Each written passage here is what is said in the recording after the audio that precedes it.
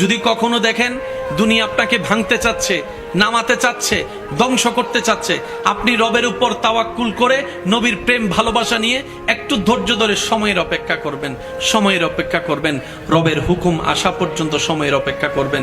মনে রাখবেন, ভাঙ্গা জিনিসগুলাকে আল্লাহ এমন ভাবে সুন্দর করে নতুন করে সাজাবে, আপনাকে এমন সুন্দর জীবন দান করবে, যারা আপনাকে নামাতে চেয়েছিল তারা আপনি পর্যন্ত আর পৌঁছাতে পারবে না। সুবহানাল্লাহ। যারা আপনাকে টেনে ধরে নামাতে চেয়েছে তারা অনেক পিছনে পড়ে থাকবে, আপনি রবের রহমত নিয়ে অনেক দূরে এগিয়ে থাকবেন। মনে রাখবেন, শুধু একটু সয়ে যাবেন, একটু ধৈর্য ধরে থাকবেন, একটু সহ্য করে চুপ করে থাকবেন। যত সইবেন তত পাইবেন, যত সইবেন তত পাইবেন। কোনো আফসোস নাই, কোনো আপত্তি নাই, কোনো হা হুতাশ নাই। রবকে শুধু এতটুকু বলবেন যখনই মন খারাপ হবে, সিজদায় মাথাটা ঝুঁকিয়ে, ইয়া রব, আমি যা পেয়েছি কোনো কিছু পাওয়ার যোগ্যতা আমার কাছেই নেই, সব তুমি দয়া করে দান করেছো, সব তুমি দয়া করে দান করেছো।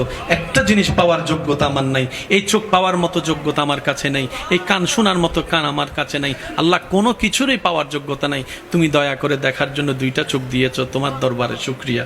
সুবহানাল্লাহ। তুমি শোনার জন্য দুইটা কান দিয়েছো রব, তোমার দরবারে শুকরিয়া। কিভাবে শুকরিয়া আদায় করবো রব? আমার কাছে ভাষা নাই। হাজার গুনাহ করেছি, তুমি রিজিক বন্ধ করে দাও নাই। ফজরের নামাজ পড়ি নাই, ঘুম থেকে উঠার আগে তুমি তো আমার জন্য নাস্তার ব্যবস্থা করে দিয়েছো। সুবহানাল্লাহ। আল্লাহ, এত গুনাহ করেছি, এত নাফরমানি করেছি, তারপরে তুমি বারবার ডেকেছো, বারবার করে ডেকেছো, বারবার করে ডেকেছো। কুল ইয়া ইবাদিয়াল্লাযিনা আসরাফু আলা আনফুসিহিম লা তাকনাতু মির রাহমাতিল্লাহ। তুমি বলেছো মাওলা, তুমি বলেছো, বুঝতে পারিনি বুঝার মতো করে আল্লাহ তুমি এত দয়া করেছো। আল্লাহ, না বুঝে অনেক হা হুতাশ মন খারাপ করেছি, আজকে থেকে আর করব না। আজকে থেকে তুমি দিলো আলহামদুলিল্লাহ, না দিলে ডবল আলহামদুলিল্লাহ, না দিলে ডবল আলহামদুলিল্লাহ, না পাইলে ডবল আলহামদুলিল্লাহ। কারণ যেটা পাওয়া সেটা আমার চাওয়া ছিল, যেটা না পাওয়া সেটা তোমার চাওয়া ছিল, আর আমি বান্দা হয়ে তোমার চাওয়াতেই খুশি হয়ে আলহামদুলিল্লাহ বলতে লাগলাম। আপনি এই অভ্যাসটা একটু করার চেষ্টা করেন, কোনো হা হুতাশ নাই, কোনো আফসোস নাই।